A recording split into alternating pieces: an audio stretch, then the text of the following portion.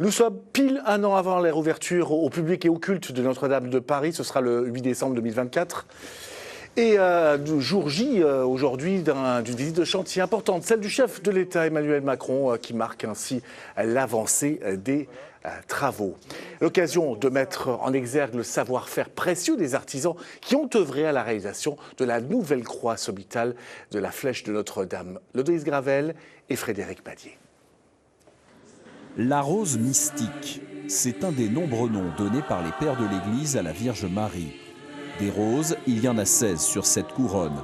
Un ornement en plomb, aussi appelé corbeille, qui se trouve au pied de la croix sommitale. Ces roses ont été réalisées sur le modèle d'une des rescapées de l'incendie.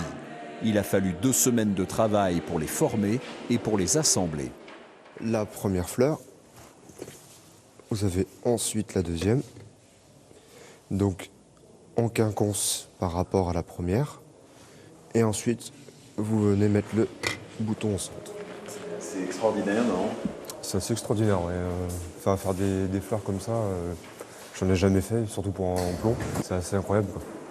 On fera pas ça en tout cas. La croix sommitale de la flèche est un assemblage de fer, de cuivre et de plomb. Un ornement complexe entièrement réalisé à la main. Pour recréer cet élément détruit dans l'incendie de 2019, des pièces originales de l'époque de Viollet-le-Duc ont servi de modèle. C'est des pièces qui ont été démontées lors d'une campagne de restauration après les années 2000, ce qui nous permet de connaître les dimensions, de connaître la façon de faire, quelle était son installation, de pouvoir récupérer également le modèle pour pouvoir concevoir à nouveau la réplique exacte du crochet qui sera posé à cet emplacement. Et ces crochets sont conçus de la même façon. Donc vous avez cette pièce qui est maintenue par une tige et qui vraiment est soudée sur les côtés. Et ce sera le même cas pour celle-ci, qui sera en lieu et place sur sa partie jumelle.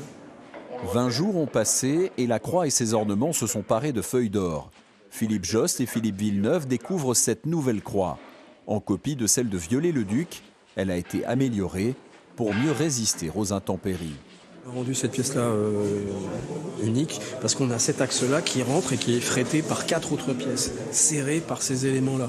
Et à l'époque, elles étaient simplement mises côte à côte. Et donc l'eau rentrait à l'intérieur, a fait gonfler les fers et l'eau rentrait directement dans l'axe. Et donc ça menaçait directement le sommet de la flèche et les éléments de bois. La couronne de rose a retrouvé tout son éclat. La résurrection d'un ornement qui s'était écrasé sur la nef au moment de l'incendie. On a eu pendant des mois et des mois cet élément-là fondu, il y avait quelques roses qui restaient, encastré dans une partie des voûtes de la nef. Et donc quand on l'a enlevé avec immense précaution, on a eu très peur que la voûte tombe, elle n'est pas tombée.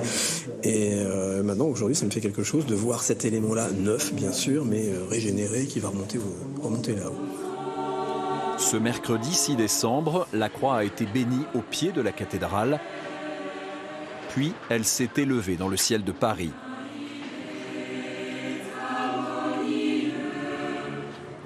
À presque 100 mètres au-dessus du sol, elle a été scellée sur l'aiguille de la flèche. Un moment historique, la résurrection d'un symbole.